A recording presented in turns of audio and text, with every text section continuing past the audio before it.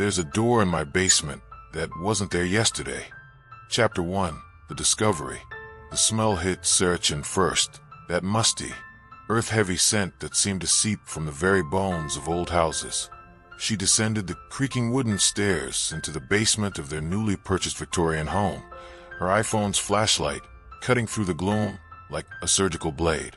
The real estate agent had mentioned the electrical panel was down here, somewhere behind decades of accumulated shadows and the previous owner's forgotten belongings. Sarah paused on the bottom step, her architect's eye automatically cataloging the space. Stone foundation walls, circa 1892 according to the deed. Hand-hewn support beams that spoke of craftsmanship from an era when houses were built to outlast their builders. The basement stretched further back than she remembered from their hurried inspection last week, disappearing into darkness that her phone's light couldn't quite penetrate. She moved forward carefully, her sneakers silent on the packed dirt floor. Cobwebs clung to her dark hair as she navigated around a collection of paint cans and what appeared to be a child's bicycle, its red paint faded to the color of dried blood in the artificial light. The electrical panel should be on the far wall, according to the home inspector's notes. That's when she saw it. The door stood in the corner where the two foundation walls met, as if it had grown from the stone itself. Heavy oak, darkened with age, its surface carved with intricate patterns that seemed to shift and writhe in her flashlight beam. The wood was so dark it was almost black, and the grain ran in spirals that made her slightly dizzy to follow. Wrought iron hinges, green with patina, held it in place, and an elaborate lock of the same material dominated the center, its keyhole shaped like an inverted teardrop. Sarah's breath caught in her throat. This door definitely, absolutely, unquestionably, had not been here during their inspection. She would have noticed it. As an architect, she had an eye for details, for the bones of buildings, for spaces that didn't quite fit. This door was impossible to miss, impossible to forget. She approached slowly, her hand trembling slightly as she raised the phone to take pictures. The flash illuminated the carvings in stark detail, intertwining vines that seemed to form faces in their curves, symbols that looked almost like letters from an alphabet she didn't recognize, and at the very top, what appeared to be a tree with roots that extended down the entire length of the door, disappearing into the carved stone threshold. The metal was cold when she touched the handle, cold enough that she jerked her hand back with a sharp intake of breath. But not before she noticed something else. The lock wasn't just decorative, it was functional, and from the wear patterns on the metal, it had been used recently. Sarah backed away from the door, her heart hammering against her ribs. She took 17 photographs from different angles, the flash creating a strobe effect that made the carvings seem to pulse with life. Then she turned and practically ran up the stairs, taking them two at a time until she burst into the kitchen, where the late afternoon sunlight, streaming through the windows, felt like salvation. Michael looked up from his laptop, concern immediately creasing his weathered face.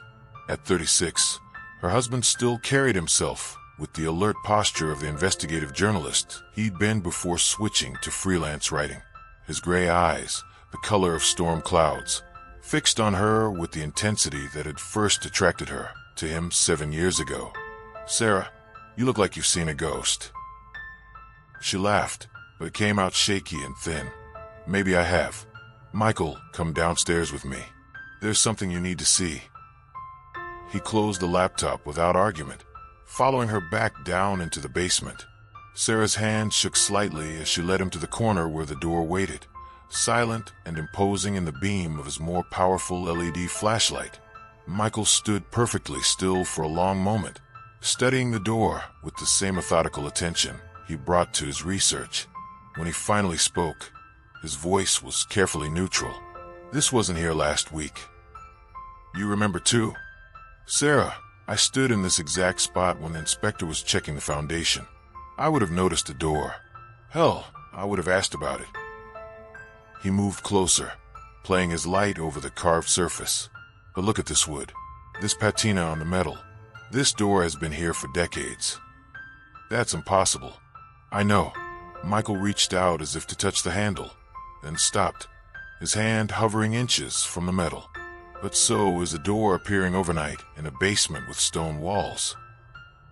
They stood in the growing darkness, staring at something that couldn't exist, while above them, the new house settled around them with small groans and sighs, as if it were slowly waking up.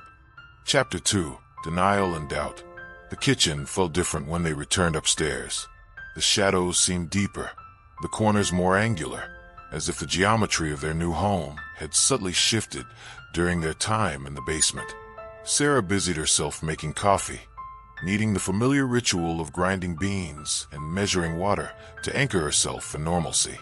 Michael sat at the oak table they'd inherited with the house, scrolling through the photographs on her phone. The flash had captured every detail of the impossible door, the intricate carvings that seemed to tell a story in pictures, the ancient lock that looked like it belonged in a medieval castle, the worn threshold that suggested centuries of use. "We need to talk to someone who knows this house," he said finally, setting the phone aside. The previous owners, the neighbors, someone. Sarah poured coffee into 2 mismatched mugs, her hand steadier now. "The previous owners disappeared, remember? That's why we got such a good deal. The house has been empty for 15 years. But not the neighbors. There was that elderly woman next door. What was her name?" "Helena Morrison." Sarah joined him at the table, wrapping her fingers around the warm ceramic. "She's lived there for decades. If anyone would know about this door." They found Helena Morrison in her garden, tending to roses that had clearly seen better days. At 78, she moved with the careful precision of someone who had learned to compensate for a body that no longer obeyed her mind's commands. Her silver hair was pulled back in a neat bun, and her blue eyes held the sharp intelligence of someone who had seen too much of the world to be easily surprised. But when Sarah showed her the photographs, Helena's face went pale as winter snow. "Where did you take these?" Her voice carried the slight tremor of age, but underneath it was something else, fear. "In our basement. The door is in the far corner, behind some old storage items." Helena sank onto her garden bench, her arthritic hands gripping the weathered wood. "That door, it shouldn't be there. They sealed it. After what happened to the Whitmores, they sealed it." Michael leaned forward, his journalist's instincts fully engaged. "What happened to the Whitmores?" "They were the family who lived in your house before you. Nice people. David was a college professor. Ellen taught piano lessons. They had 2 children. Marcus was 15. Jenny was 12. Helena's voice grew distant, as if she were pulling the memories from some deep, dark place. "One morning, I went to check on them because their newspapers were piling up. The front door was unlocked, but the house was empty. All their belongings were still there. Clothes in closets, food on the table, Ellen's piano lesson notes scattered on the bench, but the family was gone." Sarah felt a chill that had nothing to do with the October breeze. "Gone how?" "Just gone. Like they'd vanished into thin air. The police investigated for months. There was no sign of forced entry, no evidence of foul play, no indication they'd planned to leave. They simply weren't there anymore." Helena looked at the photographs again, her hands trembling. "But before they disappeared, Ellen came to see me. She was terrified, said there were things in the house that didn't belong, spaces that weren't there before. She mentioned a door. This door." Michael showed her the clearest photograph. Helena nodded slowly. "She said it appeared one night, just like that. She and David tried to have it removed, but when the contractors came, they couldn't find it. It was only visible to the family. Ellen thought she was losing her mind." "But you can see it in the photographs," Sarah pointed out. "Yes." Helena's voice was barely a whisper, "which means it's getting stronger." As they walked back to their house, Sarah felt eyes watching them from every window on the street. The Victorian homes stood like silent sentinels, their gabled roofs and wraparound porches creating shadows that seemed to shift and move in her peripheral vision. Their own house loomed ahead, its burgundy paint and cream trim looking suddenly sinister in the fading daylight. Inside, Michael immediately headed for his laptop. "I'm going to research this house, the Whitmores, everything I can find. There has to be a logical explanation." But Sarah found herself drawn back to the basement door. She stood at the top of the stairs, listening to the silence below. It wasn't the peaceful quiet of an empty space. It was the heavy, expectant silence of something waiting. When she finally descended, flashlight in hand, the door was exactly as they'd left it. But something had changed. The air felt thicker, more oppressive, and she could swear she heard something. Not quite a sound, more like the memory of a sound, echoing from somewhere impossibly far away. She approached the door cautiously and pressed her ear against the wood. The carved surface was warm now, as if heated from within, and she could feel a faint vibration, like a heartbeat deep in the walls of the house.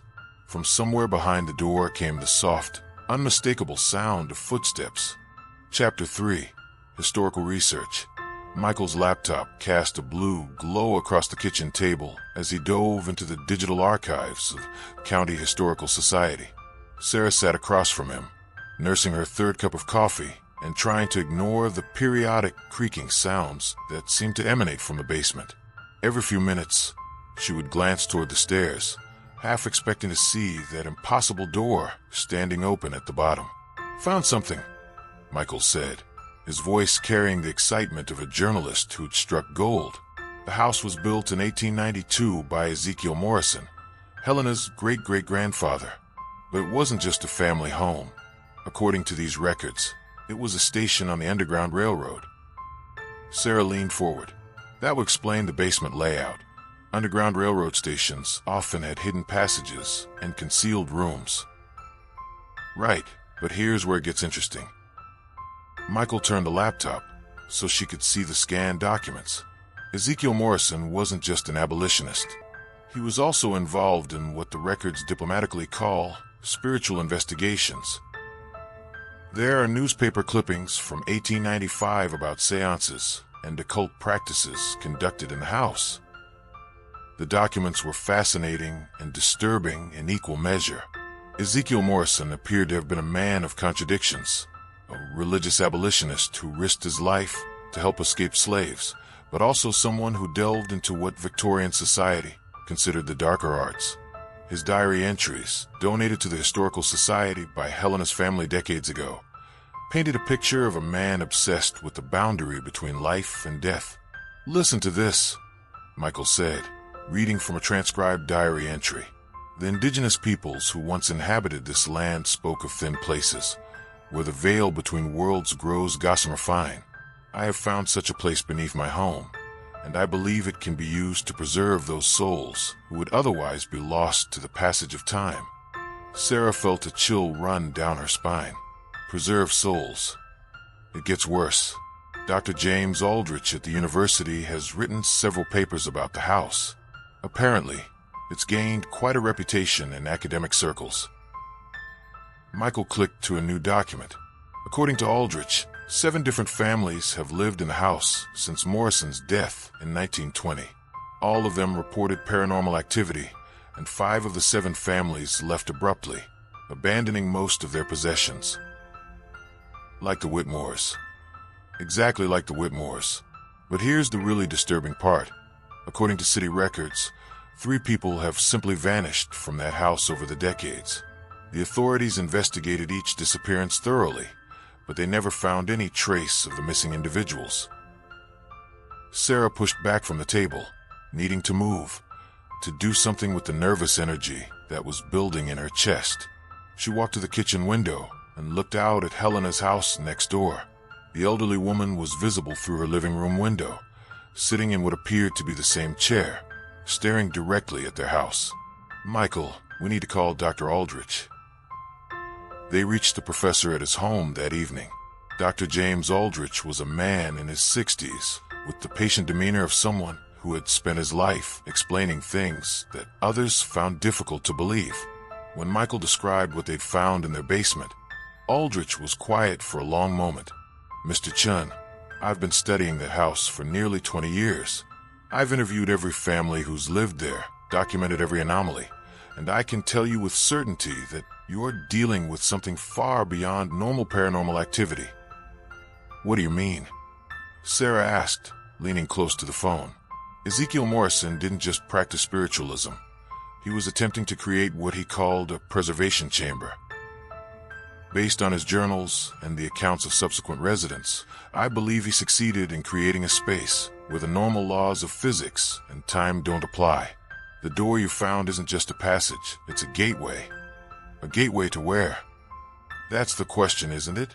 Morrison's final journal entries, written just before his death, speak of collecting souls, of creating a place where death has no meaning.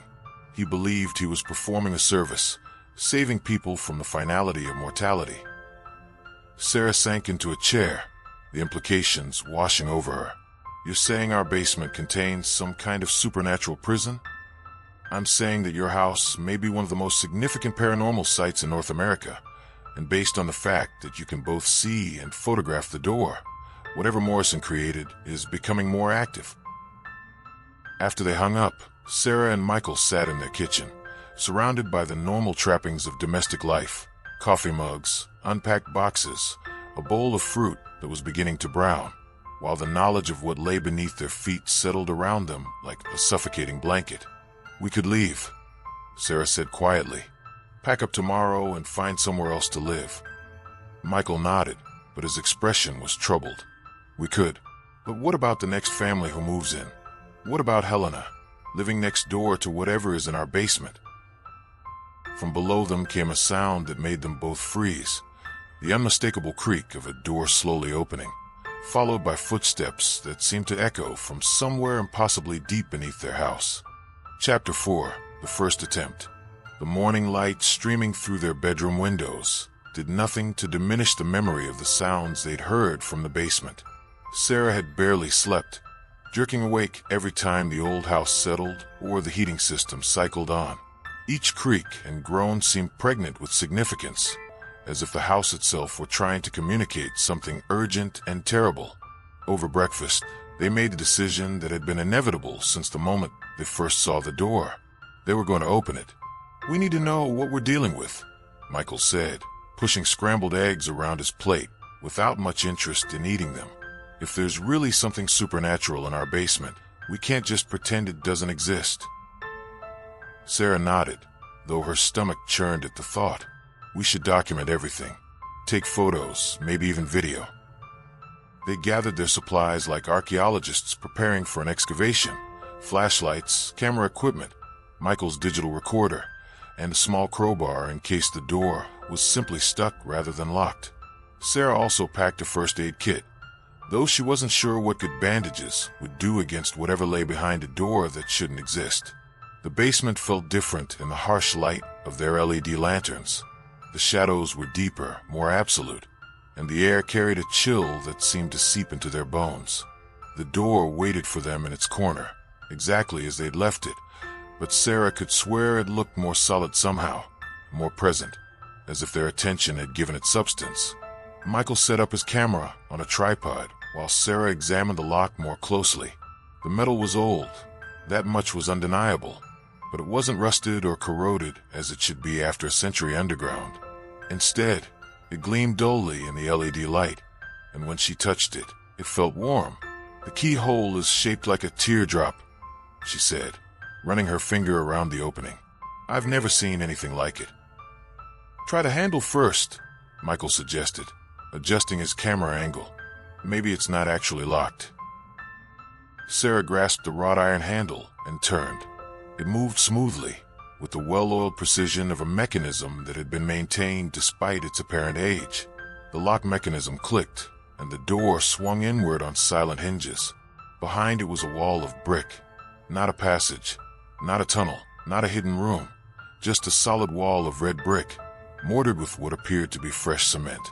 Sarah stared at it in confusion, reaching out to touch the bricks. They were real, solid, and slightly damp. But that was impossible. If the door had been sealed from behind, how had they heard footsteps the night before? This doesn't make sense, Michael said, moving closer with his camera. Why build a door that leads nowhere? Sarah pressed her ear against the brick wall. Silence, but not empty silence. It was the kind of quiet that suggested vast spaces beyond, the acoustic signature of a large, enclosed area. She knocked on the bricks with her knuckles, and the sound that came back was wrong, too hollow, too resonant. Michael, listen to this. She knocked again, and they both heard it. The sound of her knuckles striking brick, but underneath it, an echo that seemed to go on far too long, as if the wall were only a thin membrane covering something immense. Michael aimed his flashlight at the mortar lines between the bricks. Sarah, look at this mortar. It's not just fresh. I think it's still slightly wet. She ran her finger along one of the joints, and it came away gray with fresh cement. Someone sealed this recently. Very recently. But who? And why? Michael was filming now, documenting every detail of the impossible wall. And how did they get back here to do it? We would have heard construction sounds. A new smell was beginning to seep from the wall, sweet and cloying, like flowers left too long in water, with an underlying note of something else, something organic and unpleasant. Sarah stepped back, covering her nose. "We need to break through," she said suddenly. "I know how this sounds, but we need to know what's behind there." Michael lowered his camera. "Sarah, this could be dangerous. If someone sealed this wall recently, they might have had a good reason. Or they might be trying to hide something." Sarah picked up the crowbar they'd brought. "Whatever's behind there, it's affecting our house. Those sounds we heard last night, they came from this direction. And that smell. The smell was getting stronger, no longer masked by the scent of fresh mortar. It was the smell of decay, of things that had been closed away from light and air for far too long. But underneath, it was something else, something that reminded Sarah of ozone, like the air after a lightning strike." Michael sighed, recognizing the determined set of his wife's shoulders. "If we're going to do this, we do it carefully. We remove just enough bricks to see what's behind the wall, and if we find anything dangerous, we stop immediately." It took them 20 minutes to remove 6 bricks from the center of the wall, working carefully to preserve the mortar so they could replace them if necessary. As the hole grew larger, the smell grew stronger, and a faint current of air began to flow through the opening, air that was somehow both stale and alive. When the hole was finally large enough to peer through, Sarah aimed her flashlight into the darkness beyond. What she saw made her stumble backward, nearly dropping the light. Behind the brick wall was a tunnel, carved from living rock and extending farther than her flashlight could reach. The walls were smooth, almost glassy, and covered with symbols that seemed to shift and move in the beam of her light. But that wasn't what had made her recoil. The tunnel floor was covered with fresh footprints in the dust, leading away into the darkness. Human footprints, made by bare feet, and they were still wet. Chapter 5. Subtle Changes. That night, Sarah dreamed of walking through endless stone corridors lined with doors that opened onto impossible vistas, rooms filled with people from different time periods, all of them calling her name in voices that seemed to come from underwater. She woke with the taste of copper in her mouth and the absolute certainty that she had not been alone in her dreams. Michael was already awake, sitting up in bed with his laptop balanced on his knees. The blue glow of the screen made his face look gaunt and otherworldly in the pre-dawn darkness. "Couldn't sleep either?" Sarah asked, checking the bedside clock. It was 4:17 a.m. "I keep hearing things. Footsteps, voices, doors opening and closing." He closed the laptop and rubbed his eyes. "But every time I get up to check, there's nothing there." Sarah knew exactly what he meant. She'd been hearing the sounds too, the soft whisper of movement throughout the house, as if invisible inhabitants were going about their nightly routines. Twice she'd gotten up to investigate, and twice she'd found nothing out of place. But the feeling of being watched had been so intense it made her skin crawl. Over breakfast, they decided to call Tom Bradley, a contractor Michael had worked with on a previous freelance article about historic home restoration. If anyone could help them understand the tunnel they'd discovered, it would be Tom. But first, Sarah wanted to check the basement in daylight, to see if what they'd found the previous evening was still there, or if it had been another impossible dream. The hole they'd knocked in the brick wall was exactly as they'd left it, and the tunnel beyond was still visible in the beam of her flashlight. But something had changed. The wet footprints were gone, replaced by others, dozens of them, overlapping and intersecting, as if a crowd of people had walked through the tunnel during the night. "Michael," she called up the stairs, her voice tight with strain. "You need to see this." When he joined her in the basement, his face went pale at the sight of the new footprints. Some were clearly made by children, others by adults, and still others were so large they seemed almost inhuman. But all of them were fresh, made in the fine layer of dust that coated the tunnel floor. "We're calling Tom now," Michael said grimly. Tom Bradley arrived within the hour, a compact man in his 50s, with calloused hands and the patient demeanor of someone who had seen every possible way that old houses could surprise their owners. But when Sarah led him to the basement and showed him the door and the hole they'd knocked in the brick wall, his usual confidence evaporated. "I've been working on old houses for 30 years, he said, playing his professional-grade flashlight through the opening. "I've found hidden passages, forgotten rooms, even a couple of priest holes from the Prohibition era. But I've never seen construction like this." He pulled out an electronic stud finder and ran it over the brick wall. The device beeped frantically, its LED display cycling through readings that made no sense. "According to this, there's empty space behind the entire wall, not just where you knocked the hole. But that's impossible. I can see the tunnel myself." Tom knelt down and examined the footprints through the opening. His expression grew increasingly troubled as he studied the impressions in the dust. "These prints, some of them are old. Real old. You can tell by the way the dust has settled around them. But others are fresh, made within the last few hours." "How is that possible?" Sarah asked. "It's not." Tom stood up, brushing dust from his knees. "But I'm looking at the evidence with my own eyes. Multiple someones, have been using this tunnel recently." He spent another hour examining the door, the wall, and the tunnel beyond, taking measurements and photographs with the methodical precision of a man who understood that documentation was often the difference between being believed and being dismissed as a crank. "The bricks are wrong," he said finally. "They match the bricks used in your foundation, but the mortar is modern, probably mixed within the last week. Someone built this wall recently, but they used materials that perfectly matched the original construction." "Could someone be accessing the tunnel from another entrance?" Michael asked. "That's what I'm thinking. This tunnel has to connect to something, another building, the old storm drain system, maybe even natural caves. I'd like to bring in some equipment tomorrow, do a proper survey." After Tom left, Sarah found herself noticing small changes throughout the house. The living room furniture had been rearranged slightly, not enough to be obvious, but enough to create subtly different traffic patterns that made her bump into the coffee table. A picture on the mantel was tilted at a different angle. The temperature in certain rooms fluctuated dramatically, going from comfortable to uncomfortably cold in the space of a few steps. Most disturbing of all were the sounds. During the day, the house was filled with small noises that seemed to have no source.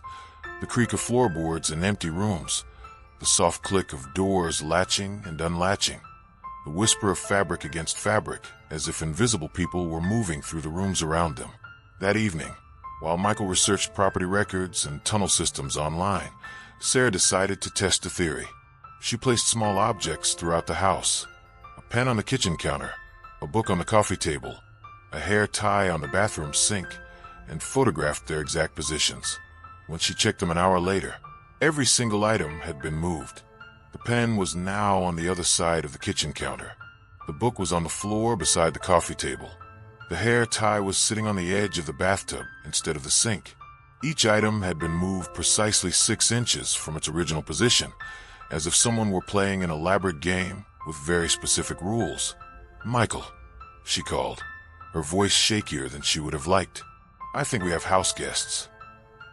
As if in response to her words, they heard the sound of footsteps coming from the room directly above them, their bedroom. Slow, measured steps crossing from the window to the door, then back again, as if someone were pacing back and forth across the hardwood floor. When they rushed upstairs to investigate, the room was empty, but the bedsheets had been pulled back as if someone had been preparing to sleep in their bed. Chapter 6: Voices in the Darkness. Sarah woke to the sound of her name being called.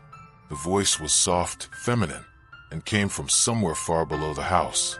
She lay perfectly still in the pre-dawn darkness, listening to the silence that followed, wondering if she had dreamed it.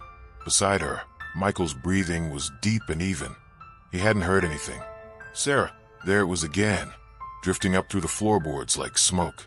Not quite a whisper, but not a normal speaking voice either. It had the hollow, distant quality of someone calling from the bottom of a deep well. She slipped out of bed carefully, not wanting to wake Michael, and padded barefoot to the top of the basement stairs. The door was closed, but she could see a faint line of light underneath it. Impossible, since they had turned off all the lights before going to bed. "Sarah, please." The voice was clearer now, and unmistakably coming from the basement. But it wasn't just one voice. There were others, layering underneath it like a whispered chorus. Men, women, children, all calling her name with increasing urgency. Against every instinct screaming at her to run, Sarah opened the basement door. The light was coming from the tunnel. The hole they had knocked in the brick wall was glowing with a soft, phosphorescent illumination that had no visible source. As she descended the stairs, she could see that the tunnel beyond extended much farther than their flashlights had revealed, curving away into darkness that somehow seemed less absolute than it had before. "Sarah!" The voices were coming from the tunnel, but they seemed to echo from multiple directions, as if the sound were bouncing off invisible walls and corridors. She approached the opening cautiously, her bare feet silent on the cold basement floor. Through the hole in the wall, she could see figures moving in the tunnel, translucent, barely visible, like reflections in disturbed water, but undeniably human in shape. They moved with the slow, purposeful gait of people who had somewhere important to be, but were in no hurry to arrive. One of the figures turned toward her, and Sarah gasped. It was a woman in her 30s, wearing a nightgown that looked like it came from the 1950s. Her face was familiar, though Sarah couldn't place where she might have seen it before. The woman's mouth moved as if she were speaking, but the words that reached Sarah's ears came from somewhere else entirely. "Don't let them seal us in again." Sarah stumbled backward, her heart hammering against her ribs. The movement must have made some sound, because suddenly Michael's voice was calling from upstairs. "Sarah, are you okay?" "I'm fine," she called back, though her voice came out as barely more than a croak.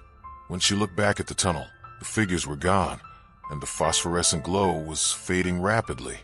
Michael appeared at the top of the stairs, his hair disheveled and his eyes alert with the instant vigilance of someone who had been jerked from deep sleep. "What are you doing down there?" I heard voices. They were calling my name. He descended the stairs quickly, his own flashlight already in his hand. By the time he reached the basement floor, the tunnel was dark again, showing no sign of the impossible light that had filled it moments before. "I don't hear anything," he said, but his voice was gentle, not dismissive. "They're gone now." Sarah wrapped her arms around herself, suddenly aware of how cold the basement was. But they were there, people in the tunnel, calling for help. Michael examined the hole in the wall, playing his flashlight beam through the opening. The tunnel beyond looked exactly as it had when they first discovered it. Stone walls, dusty floor, darkness that seemed to swallow light. But the footprints were different again. Where before there had been dozens of overlapping impressions, now there was a single set of tracks leading away into the darkness, the delicate footprints of a woman in bare feet. "We need to call the police," Michael said quietly. "And tell them what?" "That we have ghosts in our basement. We tell them that someone is using the tunnel system under our house without permission, that we found evidence of trespassing." He played his light over the fresh footprints, because either we're dealing with something supernatural, or someone is playing very elaborate games with us. Detective Ray Santos arrived at 9 a.m. sharp, a compact man with prematurely gray hair and the patient demeanor of someone who had heard every possible story during his 20 years on the force. He listened to their account without interruption, taking notes in a small black notebook that looked like it had seen considerable use. "You said the voices were calling your name specifically?" he asked Sarah. "Yes, multiple voices, but they all knew my name." Detective Santos nodded as if this were perfectly normal information to receive on a Tuesday morning. And you've lived in the house for how long? Less than 2 weeks. Have you noticed any signs of forced entry? Broken locks, damaged windows, anything like that? No. Everything was secure when we checked. The detective spent 40 minutes examining the basement, the tunnel opening, and the evidence of the mysterious footprints. He took photographs and measurements, and used his own flashlight to peer as far into the tunnel as possible. The footprints are definitely real, he said finally, and they are recent. But I'm not seeing any obvious way someone could access this tunnel from outside your house. So what do we do? Michael asked. I'm going to file a report and have the city engineering department take a look at this. If there's an old tunnel system under your house, they'll have records of it. In the meantime, I'd suggest sealing up that hole you made. If someone is using these tunnels to access your property, cutting off their entry point is your best bet. After Detective Santos left, Sarah and Michael stood in their basement, staring at the hole they had knocked in the wall less than 24 hours ago. The tunnel beyond was silent now, showing no sign of the activity they had witnessed, but Sarah could feel something watching them from the darkness. We should seal it, Michael said, but his voice lacked conviction. Should we? Sarah moved closer to the opening. What if Detective Santos is right, and someone is trapped down there? What if they need help? As if in answer to her question, a voice drifted up from the tunnel, faint, desperate, and unmistakably human. Please, don't leave us here. Michael grabbed Sarah's arm. We're sealing it. Tonight. But even as he said it, they both knew it was already too late. Whatever was in the tunnel had made contact with them, and something told Sarah that a wall of brick and mortar would be little more than a temporary inconvenience to whatever called the darkness home. Chapter 7. The Discovery of the Tunnels. The city engineering team arrived at 7 a.m. sharp, their van loaded with equipment that Sarah didn't recognize, but which looked expensive and official. Ground-penetrating radar, according to the team leader, Dr. Patricia Chen, no relation, despite the shared surname, along with acoustic imaging devices and something called a subsurface interface detector that looked like a cross between a metal detector and a vacuum cleaner. Detective Santos said you found evidence of an old tunnel system, Dr. Chen said, adjusting her hard hat and checking her tablet computer. That's not uncommon in this neighborhood. A lot of these Victorian houses were connected to storm drain systems or had root cellars that extended beyond the foundation. But as her team began their survey, Dr. Chen's professional confidence gave way to puzzlement, then concern, and finally something approaching alarm. This doesn't make sense, she muttered, staring at the readouts on her equipment. According to the ground-penetrating radar, there's a tunnel system under your house that extends for nearly a quarter mile in 3 directions. But city records show no storm drains, no subway tunnels, no utility corridors in this area. Sarah felt her stomach drop. A quarter mile, at least. And that's just what we can detect from this position. Dr. Chen moved her equipment closer to the hole in the wall. The tunnels appear to be carved from solid rock, perfectly round, about 7 feet in diameter. They're definitely artificial, but the construction technique doesn't match anything in our database. Michael leaned over her shoulder to look at the radar display. The screen showed a complex network of passages spreading out beneath their neighborhood, like the root system of some enormous tree. How old are these tunnels? That's the thing, I can't tell. The rock shows no signs of modern tool marks, but it's too precise to be natural cave formation. It's like someone carved these passages with surgical precision, using tools that don't exist. Dr. Chen's assistant, a young man named David, looked up from his own equipment with a troubled expression. Dr. Chen, you need to see this. The acoustic readings are weird. She moved to his position and studied the sonar display. What am I looking at? Sound echoes from the tunnel system, but they're not bouncing back the way they should. It's like the sound is being absorbed by something, or... He paused, clearly struggling with what he was seeing. Or like the tunnels are much larger than the GPR suggests. The acoustic signature indicates spaces that are hundreds of feet across. That's impossible. I know, but I've triple-checked the equipment. The readings are consistent. Dr. Chen spent another 2 hours running tests, each one yielding results that contradicted the others. The tunnels were small according to radar, but enormous according to sonar. They were shallow according to one instrument, but extending deep into the bedrock according to another. The only thing all the equipment agreed on was that there was definitely something substantial beneath the house.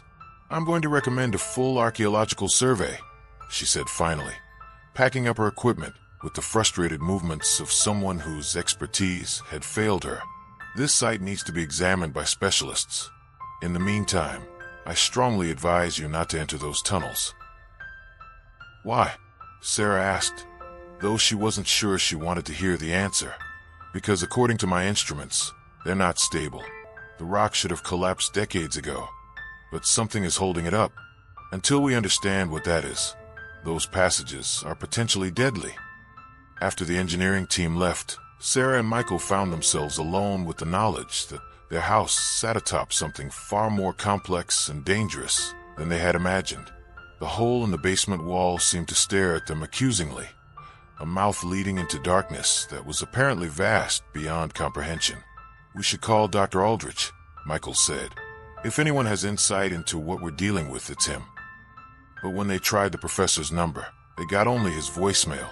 Sarah left a detailed message, describing the engineering team's findings and requesting an urgent callback.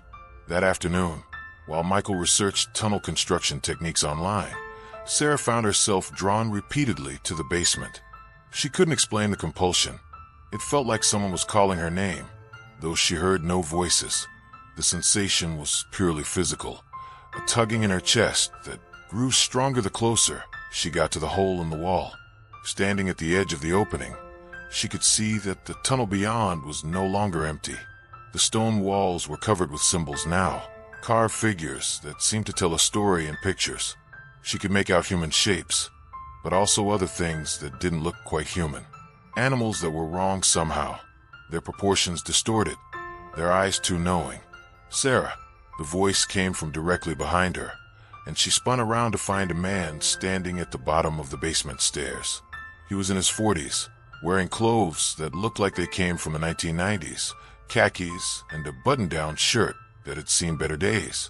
His face was kind but tired, and his eyes held the haunted look of someone who had seen too much. "Who are you?" Sarah's voice came out as barely a whisper. "My name is David Whitmore. I used to live in your house." Sarah's blood turned to ice water. David Whitmore was the father of the family that had disappeared 15 years ago. The man standing in her basement should have been in his 60s by now, if he was still alive at all. But the person facing her looked exactly as he would have when his family vanished. "Then why are you warning me?" "Because I've been fighting it for 15 years, and I'm losing. But maybe you can do what I couldn't. Maybe you can find a way to set us free." David was almost completely transparent now, his voice becoming fainter. "Don't go into the tunnels alone, Sarah, and don't trust everything you see down there. It's very good at showing you exactly what you want to see." "Wait." Sarah reached out toward him, but her hand passed through empty air. David Whitmore was gone, leaving behind only the faint scent of ozone and the absolute certainty that everything they thought they knew about their situation was wrong. From the tunnel came the sound of something large moving through stone passages, accompanied by a low humming that seemed to vibrate in Sarah's bones. The carved symbols on the walls began to glow with the same phosphorescent light she had seen the night before, and she realized with growing horror that the figures in the carvings were moving. The story they told was becoming clearer. Humans entering the tunnels, humans being changed by what they found there, and something ancient and hungry growing stronger with each new addition to its collection. Sarah backed away from the opening, but the humming grew louder, and she could swear she felt something vast and patient turning its attention toward her from somewhere deep beneath the earth. Chapter 8. The Chamber of Secrets. The archaeological team arrived 3 days later, led by Dr. Patricia Voss, a woman in her 50s whose reputation for investigating unusual historical sites had made her the natural choice when Dr. Chen forwarded her report to the university. Dr. Voss brought with her a team of graduate students, specialized lighting equipment, and an attitude of scientific skepticism that Sarah found both reassuring and somehow naive. Underground railroad stations often included elaborate tunnel systems. Dr. Voss explained as her team set up their equipment in the basement. What you found is unusual in its extent, but not unprecedented. We'll document everything, take samples of the stone and any artifacts we find, and hopefully provide you with a complete picture of what you're dealing with. But Sarah noticed that Dr. Voss's confidence wavered when she saw the hole in the wall and the tunnel beyond. The symbols carved into the stone walls were clearly visible now, glowing faintly with their own light, and the air flowing from the opening carried scents that had no business existing underground: flowers, ozone, and underneath it all, something organic and unsettling. "These carvings," Dr. Voss murmured, playing her high-powered LED light over the stone surfaces. "They're not typical of any Native American culture from this region, and they're definitely not consistent with 19th century construction techniques." Sarah and Michael watched from the basement stairs as the archaeological team entered the tunnel. Dr. Voss went first, followed by two graduate students with cameras and measuring equipment. Their lights created a moving constellation in the darkness, visible through the opening as they progressed deeper into the passage. For 20 minutes, their radio chatter provided a steady stream of updates. Tunnel continues straight for approximately 50 meters. Walls show consistent carving patterns, no sign of modern intrusion. "Wait, there's something ahead." Then silence. Michael keyed his radio. "Dr. Voss, please respond." Static. "Dr. Voss, what's your status?" More static, and then, faintly, Dr. Voss's voice. "You need to see this. All of you need to see this." Against every instinct telling her to stay on the surface, Sarah found herself following Michael through the hole in the wall and into the tunnel beyond. The stone passage was exactly as she had seen it through the opening, perfectly round, carved with surgical precision, and covered with symbols that seemed to shift and change when she wasn't looking directly at them. In the center of the chamber stood an altar carved from black stone, its surface stained with substances that Sarah didn't want to identify. Around the altar, arranged with disturbing precision, were personal belongings, jewelry, clothing, children's toys, and other items that spoke of lives interrupted and families torn apart. "My God," Michael whispered, his camera flash illuminating corners of the chamber that had been hidden in shadow. "How many people are represented here?" Dr. Voss was examining a collection of journals stacked on stone shelves carved into the chamber walls. "These records go back to the 1890s, she said, her voice tight with horror. "But look at this. Some of these entries are dated from last week." She held up a leather-bound book, its pages filled with handwriting that looked fresh despite the journal's obvious age. Sarah leaned closer to read the exposed page. "Day 5847, by my count. Though time has no meaning here, the new family has arrived in the house above. I can feel their presence, their curiosity drawing them toward us. The keeper grows stronger with each new soul it collects. But perhaps these ones will be different. Perhaps they will find a way to break the cycle that has trapped us here for so long." "Ellen Whitmore. Ellen Whitmore," Sarah said, her voice barely a whisper. "She's been down here for 15 years. According to this journal, she's been down here for 16 years, 2 months, and 12 days. Dr. Voss corrected grimly. "But she's been counting. She's been conscious and aware the entire time." Around Margaret, other figures pressed forward, all of them speaking at once. "I'm Thomas Wright, 1967. Elizabeth Morrison, 1889. The Collins family, 1945. All of us," Margaret said, her voice cutting through the others. "All of us came to the house looking for ordinary lives, and all of us found this instead." Dr. Voss was frantically taking notes, her scientific training warring with the evidence of her own eyes. "This is impossible. People don't just persist like this after death." "We're not dead," Margaret said sadly. "That's the problem. The keeper won't let us die, but we can't truly live either. We exist in between, sustained by its will and trapped by its hunger." "What is the keeper?" Michael asked, The assembled spirits grew quiet, and Sarah could feel a change in the air pressure, as if something enormous had shifted its attention toward their small group. "It's old," Margaret whispered. "Older than the house, older than the city. It was here when the indigenous peoples first settled this land, and it will be here long after the last human has turned to dust.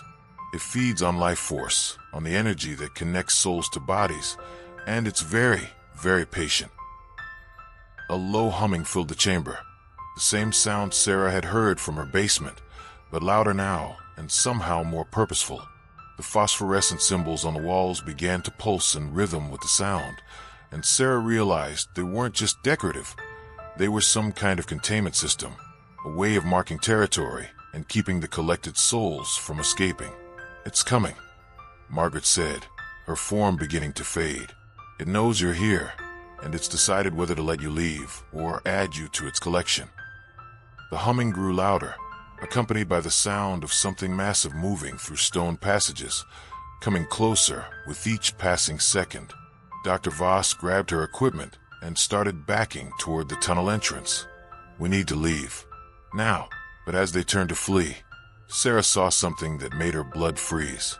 At the far end of the chamber, carved into the black stone of the altar, were symbols that matched the ones on the door in her basement.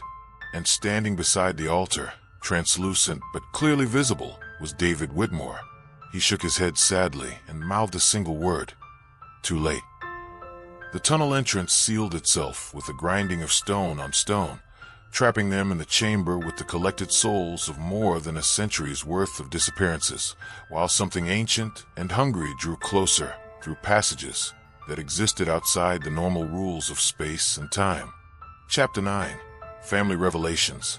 The sealed tunnel entrance looked like solid rock, as if there had never been an opening there at all. Dr. Voss ran her hands over the stone surface, searching for any crack or seam that might indicate a hidden mechanism, while her graduate students aimed their lights at every corner of the chamber, looking for another way out. "There has to be an exit," Dr. Voss said, though her voice carried more hope than conviction.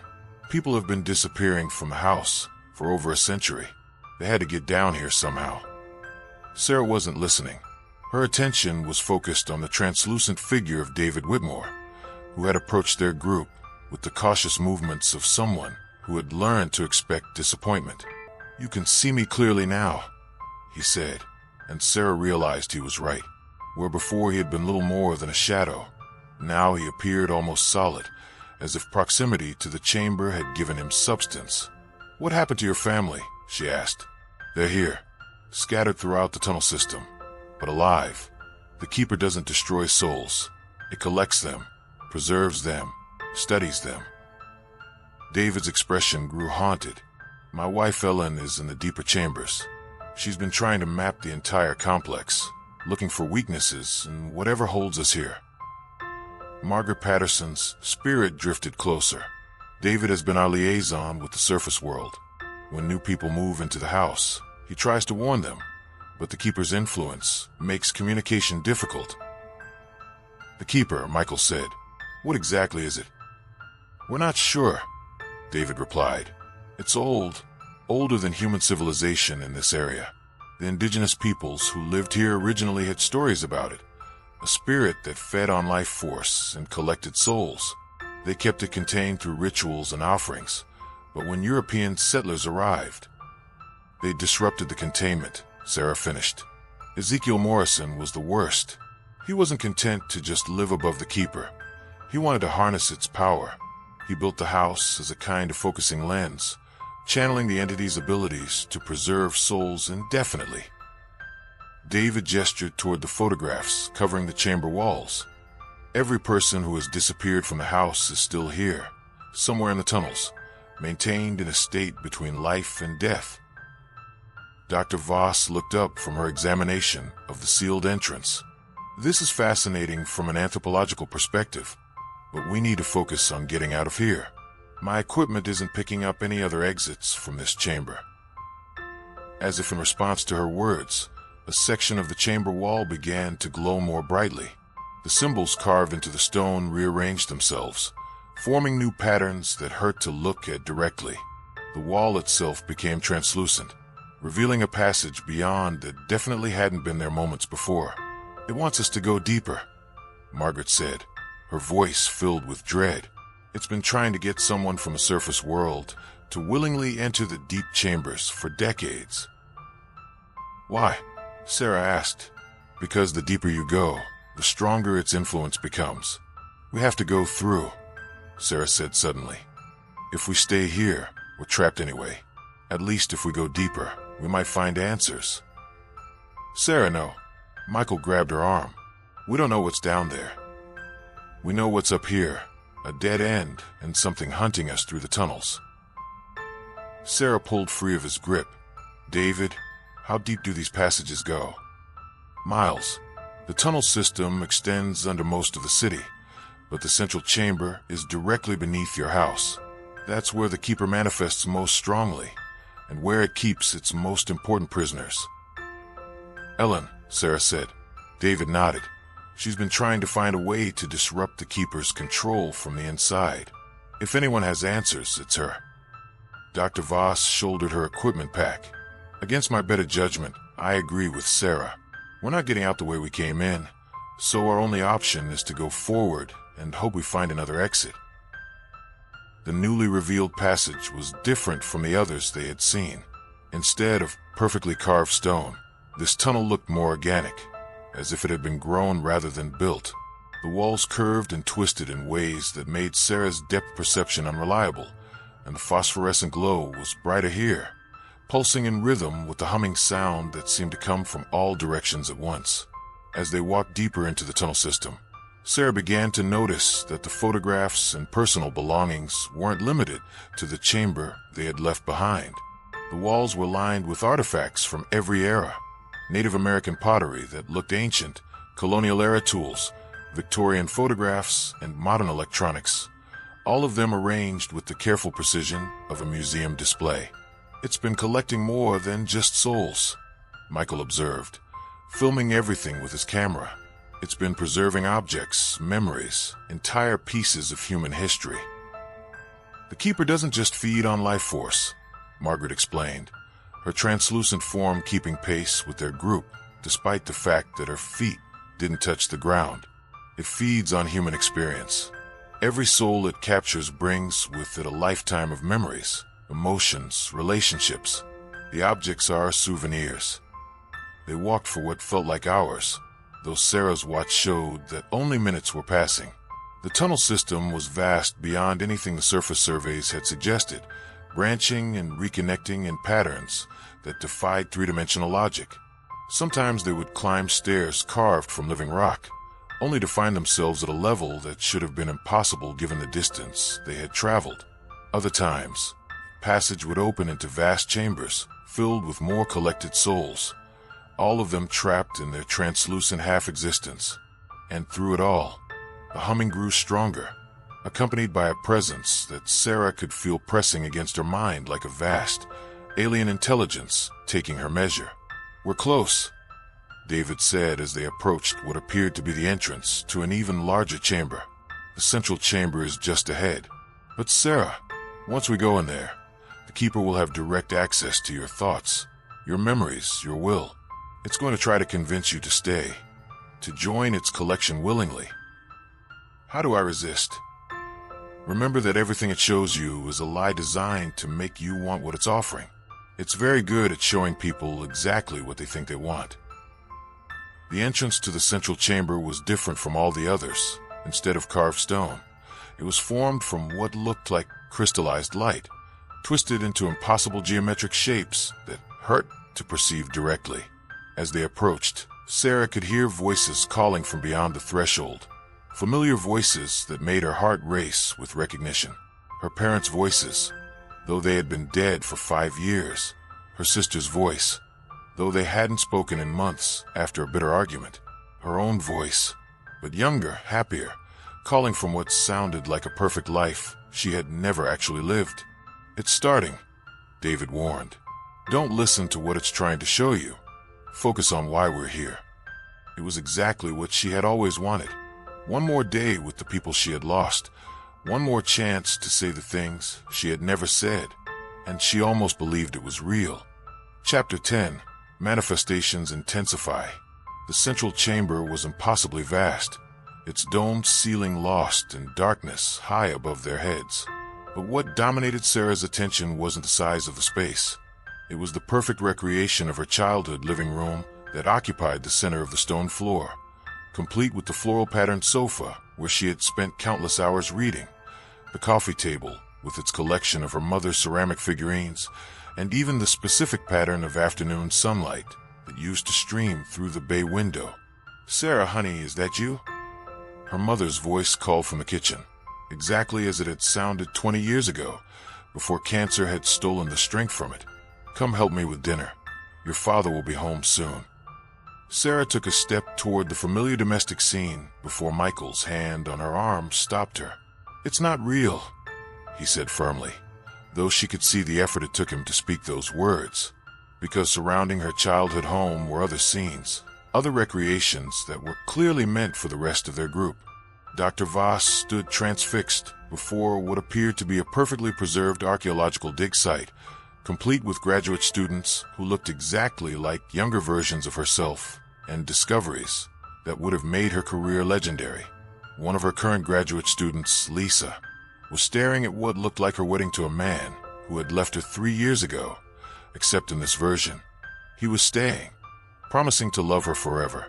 "It shows you what you want most," David Whitmore said, his translucent form the only thing in the chamber that didn't cast shadows in the impossible sunlight streaming from multiple artificial windows.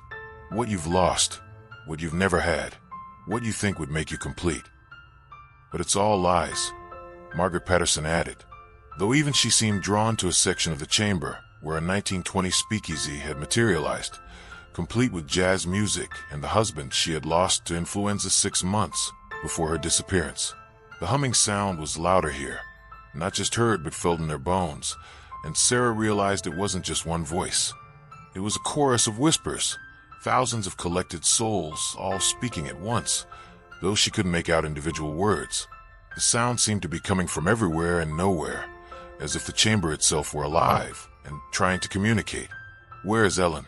Sarah asked, forcing herself to look away from the vision of her parents, who had now appeared in the doorway of the kitchen and were beckoning for her to join them. "The keeper keeps its most valuable prisoners in the deep chambers," David replied. "Ellen has been trying to understand its nature, to find weaknesses, but the deeper she goes, the stronger its influence becomes." As if summoned by his words, another section of the chamber wall became translucent, revealing a passage that led even further down. But this wasn't like the previous openings. This one pulsed with a malevolent intelligence that made Sarah's skin crawl. "I have to go down there," she said, though every instinct screamed at her to run. "Sarah, no." Michael stepped between her and the new passage. "We don't know what's down there, and we're already in over our heads. Ellen Whitmore has been trying to find a way out for 15 years. If she's learned anything that could help us, we need to know what it is." Dr. Voss tore her attention away from her perfect archaeological site. "The young woman has a point. If we're going to be trapped here anyway, we might as well try to understand what we're dealing with." But as they approached the downward passage, the manifestations in the chamber began to change. Sarah's childhood home started to decay, the floral sofa developing stains and tears, the ceramic figurines cracking and crumbling.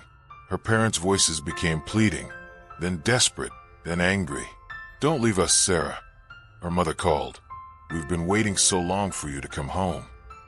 "This is your last chance," her father added, his voice taking on a quality that had never belonged to the gentle man she remembered. "Stay with us, or lose us forever." The archaeological dig site was similarly deteriorating, with Dr. Voss's perfect discoveries turning to dust and her younger self aging rapidly into a bitter, forgotten academic. Lisa's wedding scene twisted into a nightmare of betrayal and abandonment. "It's trying to manipulate us," Michael said, but his voice was strained, "making us think we'll lose these things forever if we don't stay." "Because that's exactly what will happen," Margaret said sadly. "If you go deeper, if you reach the Keeper's true form, it will offer you a choice. Join its collection willingly, and keep these perfect memories forever, or resist and watch everything you've ever loved turn to ash. The humming grew louder, more insistent, and Sarah could feel something vast and alien pressing against her mind, trying to read her thoughts and memories. It was like having someone rifle through her most private moments, and she could sense its disappointment when it realized she wasn't as easy to manipulate as it had hoped. Interesting, a voice said inside her head, though it wasn't quite a voice, more like the idea of communication translated into something her human brain could process. You're different from the others. Stronger. More useful. Get out of my head, Sarah said aloud, and the presence withdrew slightly, though she could still feel it watching her. It spoke to you, David said, his form becoming more solid as his excitement grew. It rarely communicates directly with anyone. Usually it just influences. What did it say? That I'm different. More useful. Sarah tried to push away the feeling of violation that came with having her mind invaded. What does that mean? Before anyone could answer, the passage leading deeper into the complex began to glow with the same phosphorescent light they had seen throughout the tunnel system. But this light was different, warmer, more inviting, and it carried with it the scent of flowers and fresh air, as if it led not deeper underground but up to the surface and freedom. It's a trap, Margaret warned. It wants you to go deeper willingly. The deeper you go, the stronger its hold becomes. But Ellen is down there, Sarah replied, and if she's found anything that could help us. Then we go together, Michael said firmly. All of us. If this thing wants to collect souls, it's going to have to work for ours. Dr. Voss nodded, shouldering her equipment pack. I've spent my career studying impossible things. I'm not going to stop now. As they entered the downward passage, Sarah felt the keeper's attention intensify, like the weight of a predator's gaze. The walls around them were covered with more symbols, but these were different, older, more primitive, and they seemed to move and shift when viewed directly. You cannot save them, the voice in her head said, its tone somehow both patient and amused. They are already mine, just as you will be. But I offer you something the others never had choice. Join me willingly, and I will give you everything you've ever wanted. Resist, and watch everyone you care about suffer for your stubbornness. Sarah, Michael's voice seemed to come from very far away, though he was walking right beside her. What is it saying to you? It's trying to make a deal, she replied, though speaking required tremendous effort. The deeper they went, the thicker the air became, heavy with an alien presence that made every breath a struggle. Don't listen to it, David urged. It's very good at making its offers sound reasonable, but everything it gives you comes with a price you won't understand until it's too late. The passage opened into another chamber, smaller than the central space, but filled with a different kind of horror. This room contained what appeared to be Ellen Whitmore, but she was suspended in a crystalline structure that held her motionless, while streams of light flowed from her body to feeding points carved into the chamber walls. She was still conscious, still aware, and when she saw them enter the chamber, her eyes filled with tears of relief. Please, she whispered, her voice barely audible. Please help me. I know how to stop it, but I can't do it alone. And standing beside her crystal prison, no longer translucent but solid and imposing, was something that wore Ezekiel Morrison's face, but moved with the predatory grace of something that had never been human. Welcome, it said in a voice like grinding stone. I've been waiting so long for you to arrive. Chapter 11, The Truth About the Whitmores. The thing wearing Ezekiel Morrison's face was tall, perhaps 6.5 feet, with the lean build of a man who had lived through the physical hardships of the 19th century. But its eyes were wrong, too bright, too knowing, and filled with an intelligence that was ancient and hungry. When it smiled, Sarah could see that its teeth were too sharp, filed to points like a predator's. You're not Morrison, she said, surprised by the steadiness of her own voice. I am and I am not, the creature replied, circling around Ellen Whitmore's crystal prison with the patient movements of something that had all the time in the world. I am what Ezekiel Morrison became when he offered himself to me willingly. I am his knowledge, his memories, his form, but I am so much more. Ellen's eyes tracked their movement, and Sarah could see the desperation there. The accumulated anguish of 15 years spent as a conscious prisoner. When Ellen tried to speak, her voice was barely a whisper, but the words were clear enough. "My children, are they safe?" David Whitmore said, his translucent form becoming more solid as he moved closer to his wife. "Jenny and Marcus are in the holding chambers. They're not hurt, just preserved." The Morrison thing laughed, a sound like breaking glass. Preserved. Such a gentle word for what they are. "Would you like to see them?" Without waiting for an answer, it gestured toward the chamber walls. The stone became transparent, revealing adjoining spaces where two figures sat motionless in crystal prisons identical to Ellen's. A teenage boy and a younger girl, both suspended in the same streams of light that fed from their bodies to the walls. "They've been here for 15 years, the creature continued. "Though for them, it's been perhaps a few months. Time flows differently when you exist between life and death. They don't age. They don't suffer. They don't even dream. They simply are, perfectly preserved for eternity." Dr. Voss aimed her camera at the adjoining chambers, though her hands shook as she filmed. "This is monstrous. You're keeping them alive against their will." "Alive is such a limited concept," the Morrison thing replied. "I offer something far better. Existence without the pain of mortality. Consciousness without the burden of time. Experience without the tragedy of loss." Michael stepped closer to Ellen's prison, studying the crystal structure that held her. "How long have you been collecting people?" "Since before your species learned to make fire. I am old, Mr. Chen. Older than your civilization. Older than your gods. I was here when the first humans crossed the land bridge from Asia, and I will be here when the last star burns out in your universe." "But you need human hosts," Sarah realized. "You can't maintain physical form without them." "Very good. Yes, I require willing hosts to interact with your physical world." Ezekiel Morrison was perfect, ambitious, curious, and completely convinced that he was serving a higher purpose. When he offered himself to me, he believed he was becoming something greater than human. "And instead, you consumed him," Michael said. "I preserved him. His consciousness exists within me, along with hundreds of others who have served as hosts over the millennia. He can tell you himself how grateful he is for the gift I've given him." The creature's face shifted, becoming more recognizably human, and when it spoke again, the voice was different, younger, with the educated accent of a 19th century gentleman. "My dear friends," it said in Ezekiel's voice, "you cannot imagine the wonders I have seen, the knowledge I have gained.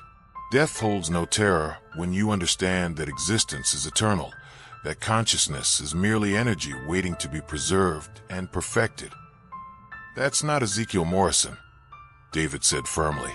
"That's just an echo, a memory being manipulated by the thing that consumed him." The face shifted back to its predatory configuration. "Believe what comforts you, but know that every soul I collect adds to my understanding, my power, and my ability to offer the same gift to others." Ellen managed to speak again, her voice stronger now. "The children, in the neighborhood, it's been taking them." Sarah felt ice water flood her veins. "What children?" "Not taking," the Morrison thing corrected. "Protecting. There have been 3 children in the past decade who were damaged by the world above. Abuse, neglect, abandonment. I offered them sanctuary here, where they would never be hurt again." "You mean Tommy Patterson?" Dr. Voss said suddenly. "The 8-year-old who disappeared from his foster home in 2018. And Maria Santos, the girl who vanished from the playground in 2020. And little David Kim," the creature added with something that might have been pride. "His stepfather was unkind. Now he plays eternal games in chambers filled with light, never growing older, never experiencing pain." "You're keeping children prisoner," Michael said, his voice tight with rage. "There's a third option," Sarah said, meeting its inhuman gaze. "We could stop you." "With what?" "You are mortals, limited by flesh and time. I am eternal, sustained by the life force of countless souls. What could you possibly do to threaten me? Sarah smiled, and for the first time since entering the tunnels, she felt genuinely confident. We could give you exactly what you've always wanted. The creature's expression grew puzzled, then suspicious. Explain. You collect souls because you believe you're preserving them, protecting them from the pain of mortality.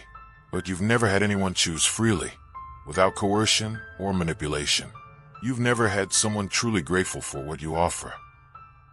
Sarah, no, Michael said, understanding where her thoughts were leading. Don't even consider it. What if I offered myself willingly? Sarah continued, ignoring Michael's protests. Not as a victim, not as someone who was tricked or forced, but as someone who genuinely wanted what you're offering. The Morrison thing's eyes blazed with sudden hunger. You would do this in exchange for the freedom of everyone else. Every soul you've collected, every child you've taken, every family you've destroyed, all of them go free. And in return, you get what you've always really wanted. Proof that your way is better, that someone can choose preservation over mortality without fear or deception. The creature was silent for a long moment, its alien intelligence processing the implications of her offer. Around them, the chamber grew quiet, as if even the background hum of the collected souls was waiting to hear its response. One soul, it said finally. In exchange for hundreds, you would sacrifice yourself for strangers. I would sacrifice myself for the principle, Sarah replied, to prove that your way isn't the only way, that people can choose their own fate. Sarah, you can't, David said desperately. It's lying. It won't honor any agreement. But Ellen was looking at Sarah with something like hope in her eyes. The binding chamber, she whispered. If you could reach the binding chamber. The Morrison thing laughed. She speaks of the deep places as if they were accessible to mortals. The binding chamber exists outside normal space and time. Only one who has been transformed, who has transcended human limitations, could hope to reach it. Then transform me, Sarah said simply. Make me like you, and I'll go to the binding chamber myself. To strengthen the prison that holds me. To understand it. To see if there's a way for you to exist without needing to collect souls, without needing to trap people who don't want to be here. Sarah took a step closer to the creature. What if I could find a way for you to be free without making others prisoners? The alien intelligence behind the creature's stolen face was clearly intrigued despite itself. For millennia, it had existed as a predator, taking what it needed through force and manipulation. The possibility of cooperation, of mutual benefit, was foreign to its nature, but undeniably appealing. You would do this knowing you might not survive the transformation. I would do this knowing that if I don't try, none of us will survive anyway. The Morrison thing circled her again, studying her with its inhuman gaze. Very well. But understand, once the transformation begins, there is no reversal. You will become something beyond human. Something that exists between life and death. And if you betray me, if you attempt to use this gift to harm me, I will make you watch as I collect the souls of everyone you have ever loved. I understand. Sarah, please, Michael begged. There has to be another way. There is no other way, she replied, taking his hand. But maybe if I can reach that binding chamber, I can find a solution that saves everyone. The creature raised its hand, and streams of the same phosphorescent energy that fed from the crystal prisons began to flow towards Sarah. Where the energy touched her skin, she felt a tingling sensation, as if her very atoms were being rearranged. The transformation will take time, the Morrison thing said, and it will change you in ways you cannot imagine. Are you certain this is what you choose? Sarah looked at Ellen, suspended in her crystal prison, at David's translucent form filled with desperate hope, at Michael's face twisted with anguish and love. She thought of the children trapped somewhere in the tunnels, of all the families torn apart by this creature's alien sense of mercy. I'm certain, she said, and let the transformation begin. 6 months later, Sarah stood in her basement, both physically through Michael's body and ethereally through her consciousness distributed across the binding network, watching workmen install a memorial plaque where the mysterious door had once appeared. The inscription was simple: in memory of those who chose sacrifice for the protection of others. The official story, as reported in the local newspaper, was that the house had been the site of a collapsed sinkhole that had claimed several lives. Dr. Voss had helped craft the cover story, understanding that the truth would be too dangerous for the general public. But those who had been touched by the tunnel's influence knew what the plaque really commemorated. Any regrets? Michael asked softly, his voice carrying both his own words and Sarah's simultaneous response through their shared consciousness. Every day, she replied, but also gratitude every day. We're all still here, still choosing our own stories. Through the binding network, Sarah could monitor the complex arrangement that had emerged from her negotiations with the greater entity. The creature, which now called itself the Collective, maintained its base in the deep tunnels, but had fundamentally changed its nature. Instead of collecting souls through coercion, it offered a genuine choice. Individuals could join its consciousness while maintaining their essential selves, or they could remain completely independent. Margaret Patterson had been among the first to choose integration, finding in the Collective's shared consciousness the companionship and purpose that had eluded her in life. Thomas Wright had chosen to remain individual, but served as a liaison between the Collective and the surface world, helping newly deceased souls understand their options. Even some living people had requested temporary connections, exploring expanded consciousness while retaining the ability to return to normal human awareness. Ellen Whitmore had chosen something different entirely. After 15 years of imprisonment, she had no desire to surrender her individual consciousness to anything, but she had accepted a role as counselor for those struggling with the choice. Her experience as an unwilling prisoner gave her unique insight into the difference between coercion and genuine freedom. How are Jenny and Marcus adapting? Sarah asked, her awareness touching the edges of the teenager's consciousness as they dealt with returning to a world that had moved on without them. Better than expected, Ellen replied from the kitchen, where she was preparing lunch for her family. They're 15 years behind their peers academically, but they have experiences that no therapist will ever be able to fully understand. Jenny wants to study quantum physics now. She says being suspended between states of matter gave her insights into how reality actually works. Marcus had thrown himself into art, creating paintings that seemed to capture impossible geometries and dimensions that viewers could sense, but not quite see. His work was beginning to attract attention from galleries, though the curators had no idea that the strange perspectives in his paintings came from 15 years of existing outside normal space and time. Dr. Voss had returned to the university, but found herself unable to focus on conventional archaeology. Her paper on anomalous spatial configurations in historical architecture was causing a stir in academic circles, leading to a new field of study that examined buildings and structures that seemed to violate normal physical laws. The university wants to fund an expedition, she told Sarah during one of their regular conversations. They want to map other locations where reality seems unstable, places where the barriers between dimensions might be thin. Be careful, Sarah warned. What we encountered wasn't unique. It was just the fragment that happened to breach our reality first. There are others, and not all of them might be as willing to negotiate. Through her expanded consciousness, Sarah could sense other thin places in the world. Locations where fabric of reality was stressed by forces from beyond normal space and time. The entity had shown her glimpses of the broader picture. Their universe was just one of countless realities, and the barriers between them were not as solid as most people believed. But her primary focus remained local, monitoring the delicate balance between the collective and the human world above.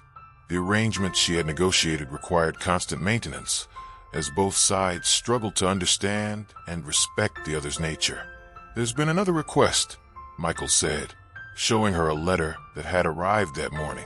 A family in Portland is reporting phenomena similar to what we experienced. Doors appearing overnight, voices in empty rooms, objects moving on their own.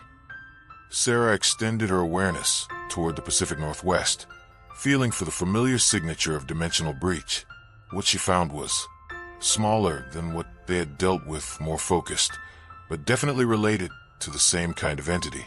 "I'll need to go there," she said, though going for her now meant projecting her consciousness across hundreds of miles while maintaining her connection to the binding network. Alone. Michael's concern flowed through their shared awareness. "David can come with me. His experience as a free spirit gives him mobility that I don't have in my bound state." Sarah touched her husband's mind with reassurance and love. "And you'll be with me too, through our connection. You always are." It was true.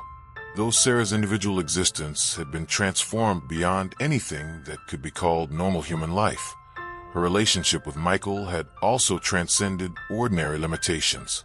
They shared thoughts, emotions, and experiences in ways that married couples could only dream of, while still maintaining their essential individual identities. "Sometimes I wonder what our lives would have been like if we had never bought this house," Michael said. "Smaller," Sarah replied without hesitation. "Safer, but smaller. We would have lived ordinary lives, loved each other in ordinary ways, and died ordinary deaths.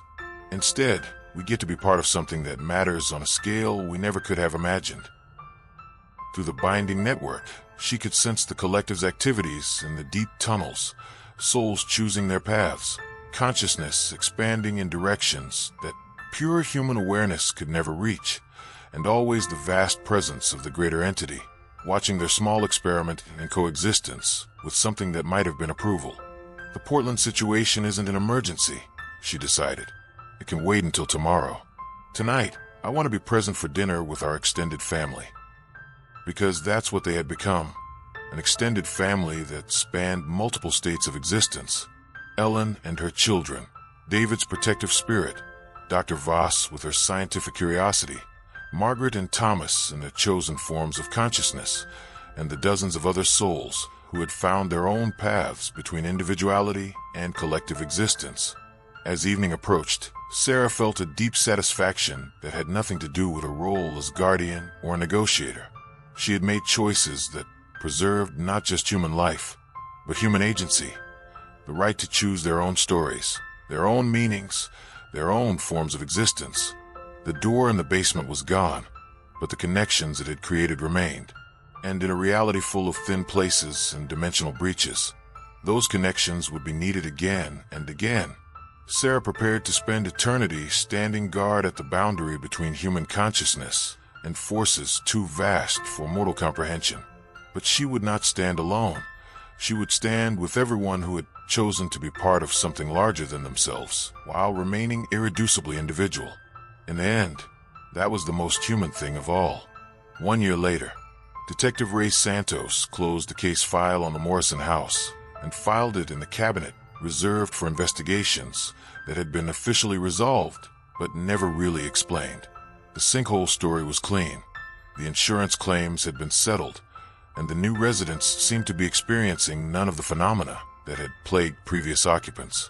But sometimes, late at night, he would drive past the Victorian house and see lights in the basement that weren't quite the right color, or catch glimpses of figures moving through the garden who cast no shadows. He had learned not to investigate too closely. Some mysteries were meant to remain mysterious. The house itself had become something of a local landmark, though most people couldn't quite explain why they found it interesting. Tour groups would pause outside, taking pictures of the well-maintained facade, while guides told carefully edited stories about its history as an underground railroad station. What the guides didn't mention was that the Underground Railroad had never truly ended. It had simply expanded beyond the transportation of escaped slaves to include the movement of consciousness itself, helping souls find their way between different states of existence. And in the basement of the house, where a door had once stood, a plaque commemorated those who had chosen sacrifice for the protection of others. But for those with the right kind of vision, the door was still there, not a barrier, but a gateway to choices that most humans never dreamed possible.